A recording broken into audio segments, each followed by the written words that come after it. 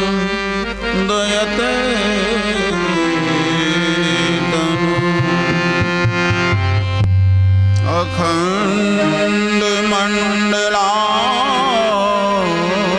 अखण्डमण्डलाकारं व्याप्तं येन चराचरं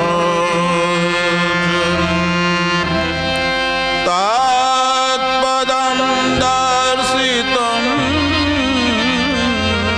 येन तस्मै श्री गुरुवे नमः। हर साहिरा छान के करे आन की ते नर दो जख जाएंगे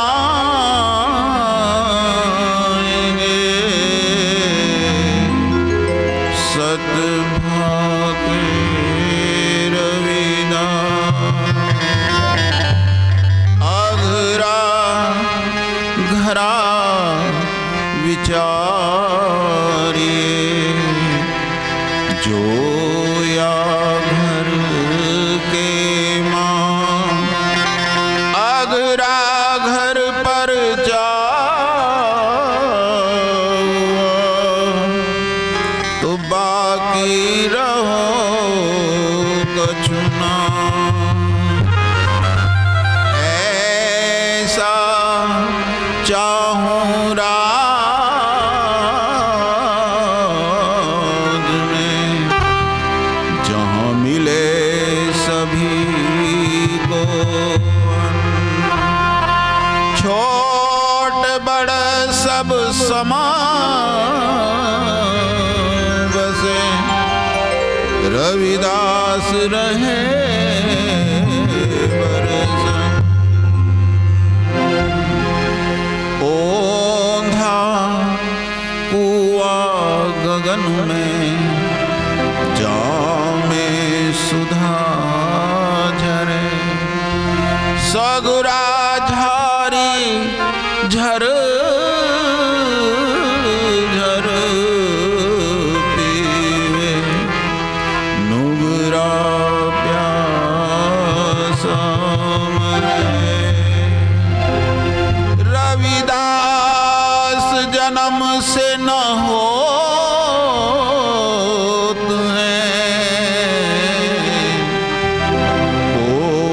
ऊंच ननी नीच जीव को करत हैं ओछे कर्म की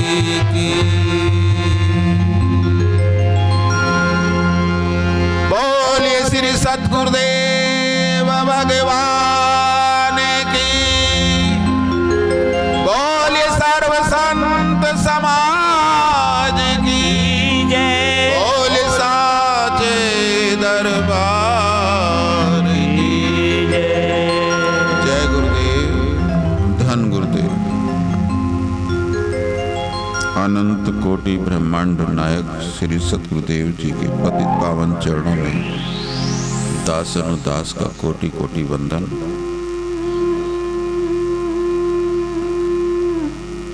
नाना परिवेशों से सुसज्जित नाना क्षेत्रों से विराजे निज मंच आसीन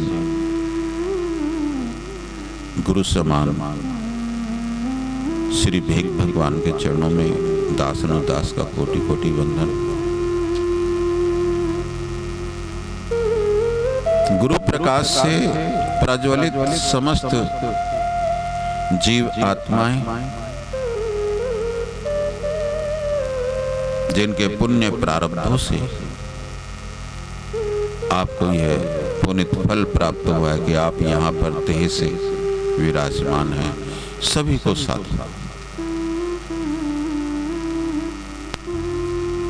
साधुवाद उन महान आत्माओं को जिन्होंने ये सुंदर वृक्ष सतो वृक्ष को प्रागट्य करने में अपना तन मन धन सर्वस्व अर्पण कर आप लोगों को यहाँ पर ये मंच दिया, ये क्षेत्र दिया, जिसमें हम गुरु चर्चा हरि चर्चा कर रहे हैं और वक्ता अपने अपने निज मत से गुरुदेव कृपा से व्यक्त अपने विचार कर रहे हैं और आप श्रोता श्रवण कर रहे हैं। हमारे सत्यानंद जी कहते हैं कि सत्संग में 3 लोग होते हैं, एक सरोता, एक श्रोता, एक सोता। तो हम श्रवण करने वाले श्रोता रहे, ना सरोता रहे और ना ही सोता रहे। समस्त मध्य रात्रि से ऊपर हो रहा है। हम सभी गुरु महाराज जी का पावन गुणगान, जो जीवात्मा का भोग है, रस है, गुरु सुमरण रूपी रस, देह को तो हम रोजाना सुबह शाम नित्य इसको भोजन खटरस देकर इसको पुष्ट करते हैं, लेकिन इस जीवात्मा का रस तो केवल भजन ही है। वो अवसर हमें कभी कभी प्राप्त होता है। वो धन धन है जिन्हें नित्य और निरंतर प्राप्त होता है, वो हमारी संत विभूति है। अगर आप दीपक पात्र हैं तो ये ज्योति, दोनों का समागम सम है, एक है। पक्षी और पंख का संबंध है हम सबका आपस में, दोनों के एक मत, एक हाथ सब साथ, एक विचार संबंध से हम इस अध्यात्म पुरुषार्थ और अपने को जानने की यात्रा, उस आकाश की क्षितिज की यात्रा अनंत कर सकते हैं। अर्थात गुरु महाराज जी के चरणों से लिपट कर उनके चरणामृत को ग्रहण कर कर अपने जीवन को धन्य धान्य कर सकते हैं।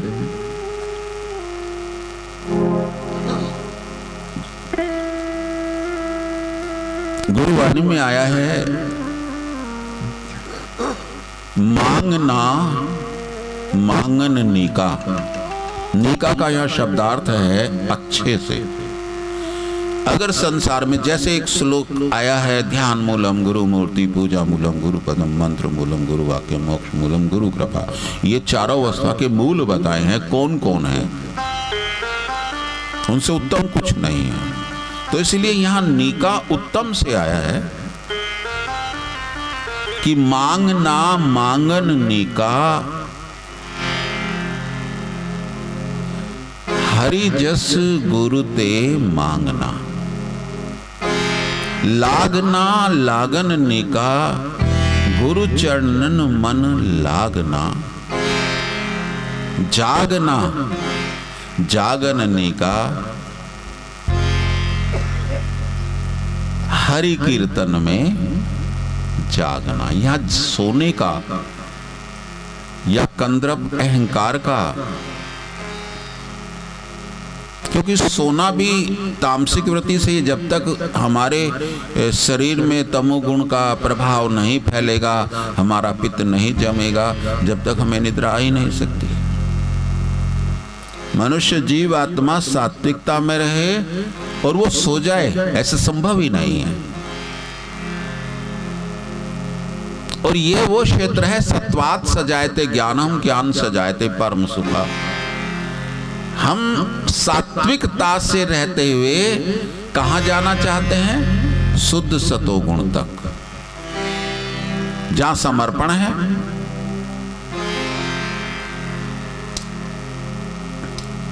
वैसे निरस्ता होगा, लेकिन आपको अच्छा लग रहा है। जब अच्छा ना लगे तभी बता देना, मैं तभी नाम दे दूंगा अपनी वाणी को।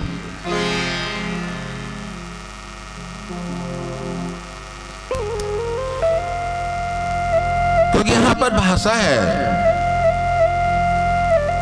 शायद पद्मावती का वह पद है, एक राधा स्वामी मिशन ने गुरु रविदास जी का एक संकलन निकाला, उसके अंदर ये पद है कि साधो अनन्य भक्ति यह नाई। अनन्य भक्त कहते हैं सहज भक्ति, सहज भक्त जो निरंतर गुरु चरणों में एक चित्त, एक रस, एक भूत होकर लय रहे, उसे अनन्यता बोलते हैं। तो यहां गुरुदेव जी ने तीनों गुणों की व्याख्या करते हुए, मैं जो प्रथम सूक्त कहा कि सत्वाद से रहते ज्ञान, ये गीता के अंतर्गत त्रिगुण गुण कर्म योग के अंदर प्रथम सूत्र है। राजस्य राग क्लेश दुख है, तमस्य प्रमाद अंधकार अविद्याम भवा, ये तीनों गुण की प्रवृत्तियां हैं। लेकिन यहां गुरु जी कहते हैं कि साधो अनन्य भक्ति यह नाई, जब लक सत रज तम तीनों गुण व्यापत हैं तन्माई। बंधन में तो सत भी लाएगा, बंधन मुक्त नहीं करेगा, क्योंकि कामना वहां भी है। कोई दैविक भोग की कामना करता है सत्संग में आकर, गुरु चरणों में आकर, कोई अच्छे अच्छे भोगों की कामना करता है, कोई दिव्य लोक की कामना करता है। अर्थात जब कामना है, फल है, तो भोगता भी है, और भोगता है तो बंधन है। फल कर्म बंधन, भोक्ता से बंधन है, लेकिन सहजता में बंधन नहीं है, अनंत अनन्यता में बंधन नहीं है, मुक्त है। वो स्थिति है समर्पण, पूर्ण समर्पण की, जो हमें शुद्ध सतो गुण से, जब हम निष्काम हो जाए, निर्विचार हो जाए। अब तो विद्वानों की भीड़ लगी हुई है भाई, सब अपना अपना कुछ ना कुछ सर्टिफिकेट लिए घूमते हैं, और उन्हें उनका अहम भी होता। अभी सामने दर्शन देखा हमने, समझा। अगर सबसे सहज कोई चीज है ना, जो सबसे सस्ती है, वो है दूसरे को समझाना।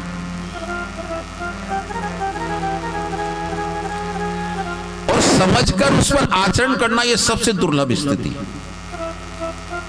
जो हम कह रहे हैं, हमारे देसी संत पूर्वज जो शिक्षा के अक्षर, उन्हें गुरु की शिक्षा तो थी, गुरु का ज्ञान तो था, लेकिन ये जो अक्षरों का ज्ञान है ना, ये वर्ण अक्षर, ये ज्ञान नहीं था, तो उसमें हम भी सहजता थी। तो उन्होंने एक सूक्त दिया था कि भाई नापो उतनी जितनी फाड़ सको। जिस कर्म का हमें ज्ञान का अनुभव नहीं है, वो थ्योरिकल ज्ञान अपूर्ण है, विदाउट प्रैक्टिकल के। जब उस ज्ञान को पूर्णतया, ज्ञान की चार धाराएं हैं, सहज में ही कुछ प्राप्त हो जाता है, ज्ञानवश कुछ परिश्रम नहीं करना पड़ता, उसके लिए न थ्योरी न प्रैक्टिकल, और उसकी अनुभूति हो गई, तो वह ज्ञान है। उसके बारे में कोशिश करना, उसके बारे में जानना, कर्मवृद्धता करना, पहले जानना, वो ज्ञान। और कर्मवृद्धता रूप में उसके चतुर्थ दिशा, चारों पुरुषार्थ और दसों दिशाओं से उसके बारे में डीपली, उसे अंतः प्रवेश कर उसके बारे में जानना, वो विज्ञान है। और जो तुमने जाना है, उस पर प्रैक्टिकली पूर्ण रूप से, उस पे अधिकार स्वरूप, बीज से बीज बनने तक के स्वरूप के अंदर परमाणु मात्र प्रवेश करने का नाम प्रज्ञा। या तो ज्ञान ठीक या प्रज्ञा ठीक, प्रज्ञानी ठीक। या तो उनको परमेश्वर मिले हैं जो किसी भी दंभ से परे रहे, ना उन्हें शिक्षा का अहंकार, ना किसी दूसरी चीज का। गुरुदेव ने सहज में जो बता दिया उस पर अडिग हो गए, और उसमें उन्होंने परमात्म परम तत्व को पाया। आप भक्ति काल में जाइए, आधुनिक भक्ति काल में, कलयुग में ही जो पूर्व सहज बताइए कौन सा उसमें यूनिवर्सिटी में पढ़कर गया था। उनके पदों की थीसिस तो हैं, पीएचडी तो उनकी हो रही है, उन पर सटीकता हो रही है, लेकिन भाई वो गुरुदेव के कॉलेज या उसकी पाठशाला से अलग किसी, क्योंकि आप भी मानते हैं उस समय अधिकार ही नहीं था। ये तो हमने अपने पूर्व से, अपने छोटे हमसे जो सीनियर था, हमने इतना सुना कि जब स्कूल जाते तो अपना आसन लेकर साथ जाते थे। जो 70-80 साल से ऊपर की आयु की शिक्षा प्राप्त की है तो वो पाठशाला में अपने आसन साथ लेके जाते थे। और एक वो काल था जिसमें प्रवेश करना ही वर्जित था। और जहां ये कहा गया है नानक दासू दादू रहीदास कबीरा, इन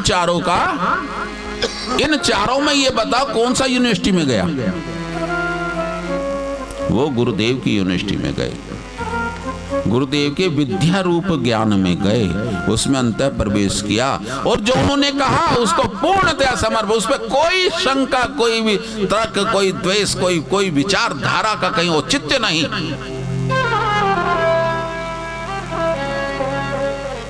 तो भाई वही संदेश गुरु कृपा से, मेरा शब्द कुछ नहीं है, मेरा तो अक्षर भी नहीं है, मेरे अंदर तो क्षरण और अक्षरण की स्थितियां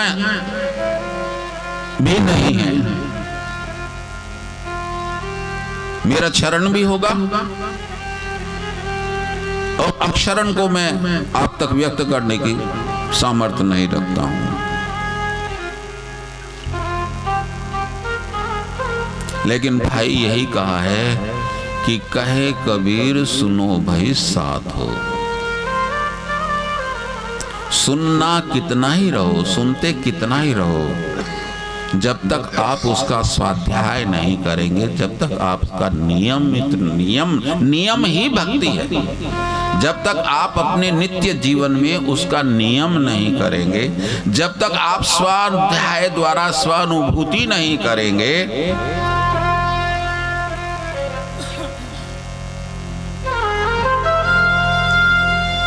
और वो रस तो ऐसा व्यक्त कर ही नहीं सकते, वो रस ऐसा है जिसे व्यक्त नहीं कर सकते। अर्थात जैसे गूंगे ने गुड़ खा लिया हो लेकिन उच्चारण अनुभूति तो हो रही है उसे, उसकी मस्तिष्क इंद्रिय जो ज्ञान इंद्रियां है उस गुड़ के रस को अनुभूत कर रही हैं। ऐसा नहीं कि उसे गूंगे को, लेकिन वो उस अनुभूति को व्यक्त नहीं कर सकता। क्या जो आम में मिठास है उस मिठास को तो कह सकते हो, लेकिन जो उसमें फ्लेवर है, जो सेंट है, ये दशहरी है, ये बम्बई है, ये लंगड़ा है, ये चौसा है, इसको रिफाइन कर सकते हैं आप शब्दों में? उसके उस एसेंस को आप उसे जागरूक या शब्द वर्णमाला में बदलने की आपके अंदर शक्ति है? नीम की कड़वाहट की,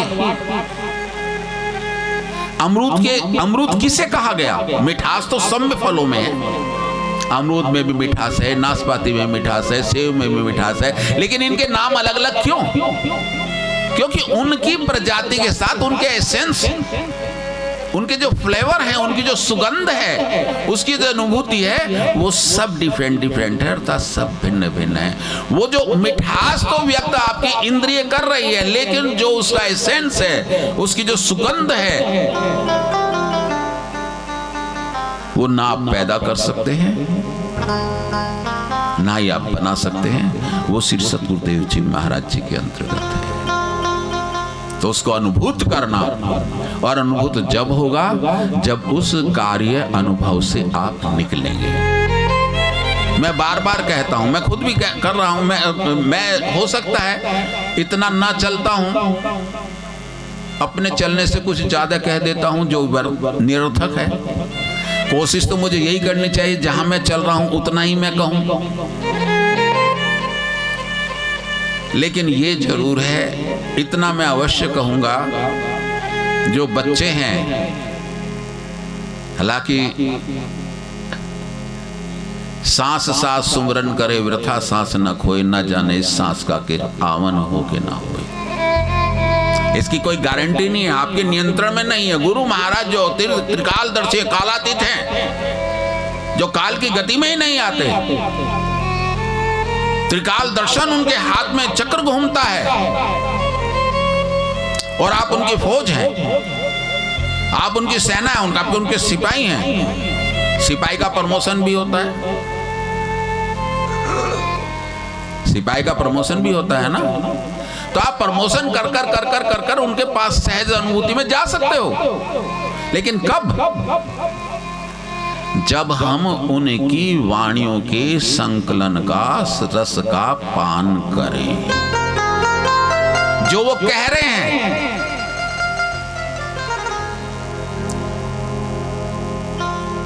यहां शंकरदास ने क्या कहा है कि मुर्शद इलाही पीर आजम याद कर दूं हर घड़ी। मुर्शद इलाही पीर आजम याद कर दूं हर घड़ी, गफलत ना हो, अरे बिखर मत, होशियार हो, अटेंशन हो। जिस सिपाही के अंदर डिसिप्लिन नहीं है, जिसके अंदर अपनी देह की योग्यता नहीं है, जिसके पास शस्त्र नहीं है, जिसके पास बेल्ट में हाथ अंदर जाता है, वो काय का सिपाही? जिसका अनुशासन लचीला हो, उसे तो कोर्ट मार्शल किया जाता है फिर, या फिर उसे बाहर पेनिशमेंट के लिए परेड में स्पेशल पेनिशमेंट दिया जाता है। चलो राइफल उठाओ और इसके पीछे बोझ लगाओ और इसके 20 चक्कर लगाओ। कभी कभी एक सिपाही का पेनिशमेंट सारे ग्रुप को, सेक्शन को ही दे दिया जाता है। चलो सभी लोग, तुमने क्यों नहीं संभाला इसे? तो वहां ऐसे वही नहीं, जो नहीं कर रहा है वो भी, जो समझा रहा है वो भी, और जिसके अंदर में समझाए जा रहे हैं वो सभी वहां पर बोर्ड में जो है ना, कोर्ट में सब खड़े होंगे उसमें। इस टाइम का, इस सांस का मिस यूज क्यों हुआ? तो इतना सहज नहीं है ये। आपके पास काम बहुत है। मैं पूछता हूँ, मैं कहता हूँ कि भाई सुबह जो है आप ब्रह्म बेला में, अमृत बेला में, उषा काल में उठो, तो सहज में कहते हैं लोग, अजी करेंगे क्या इतने जल्दी उठकर, 3:30 बजे उठकर क्या करना, फिर सोना। अरे थोड़ा समय बैठकर गुरु महाराज जी का स्वाध्याय करके, अरे सो जाइए, सोने की आदत ही पड़ रही है तो, लेकिन कुछ एक घड़ी, आधी घड़ी और आधी पुनियाद, तुलसी संगत सादगी कटे कोटि अपराध।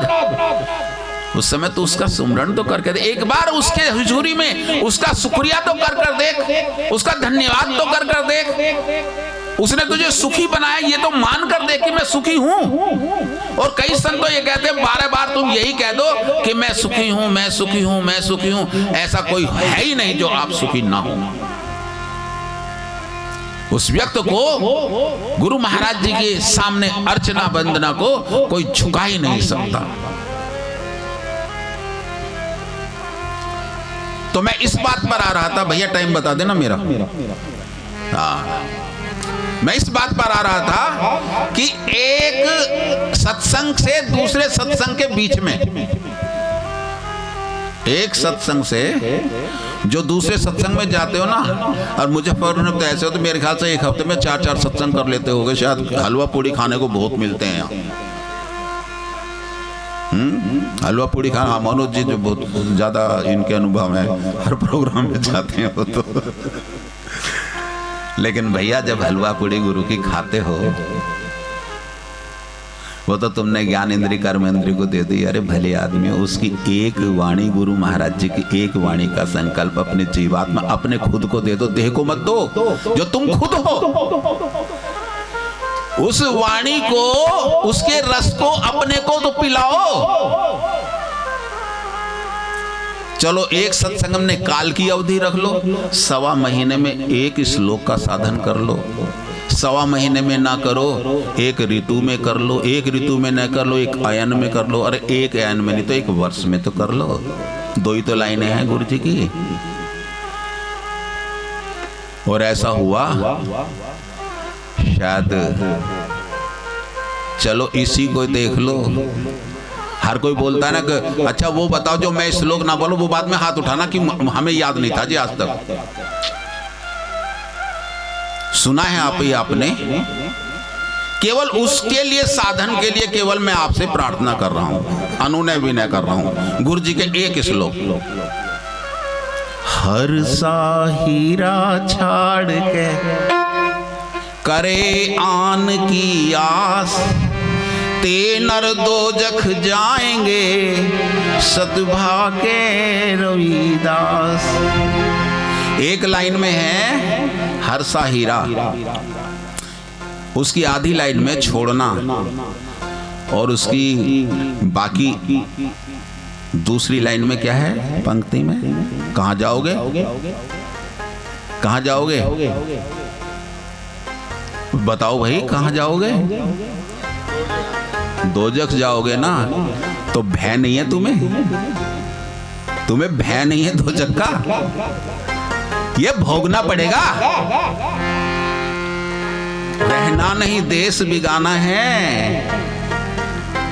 जब वो आएगा ना, ये तेरा मानुष जन्म पल पल में बीता जा रहा, ब्रह्मानंद मिलता नहीं, फिर लाख दे या करोड़ दे।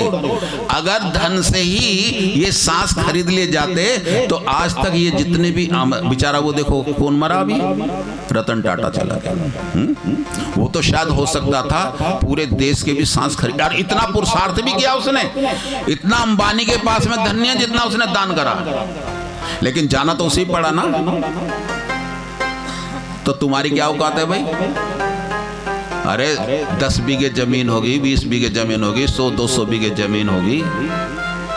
उसका बाप ने तो नू कह दिया था मेरे पास इतना धन है जमशेद टाटा ने कि मैं इंडिया के चारों तरफ रेलवे लाइन का सोने की पटरी बिछा सकता हूं, रेलवे लाइन की। वो भी चले गए। तो जाना है, तो जाना है तो सुर्ख रूह होकर क्यों ना जाएं, नीचे क्यों नजरें उठाकर जाएं गुरु महाराज जी से। और जब तक गुरु की आंखों से जो आंख नहीं मिलाता वो खोटा है। ये नेत्रों से नेत्र वही मिलाएगा जो गुरु का लाल है, और मिलाएगा वो जो गुरु ने पिलाया है। वो टॉनिक पी भी रहा है नहीं, या दूसरा टॉनिक पी रहा है, दूसरा टॉनिक तो नहीं पी रहा। अब ये तो तुम्हें अपने अंदर झांकना पड़ेगा भैया, यहां से बाहर जाके पता नहीं क्या क्या हो रहा है। चलो छोटी बात करते हैं। तो मेरा आग्रह है, एक वाणी और एक दोष एक साल में अपने जीवन से बाहर फेंक दो। मैंने तो एक ही चीज को मैंने ऑडिट कराया था आपसे, एक बीड़ी का ही खर्चा ऑडिट कराया था। अगर बीड़ी का खर्चा आप छोड़ देंगे, एक हमारे साधक बैठे हैं देखो, ये बीड़ी में भी, सिगरेट में भी, भांग में भी, सुल्फे में भी, और भी प्रमोशन कर लिया क्या? इससे ऊपर प्रमोशन है?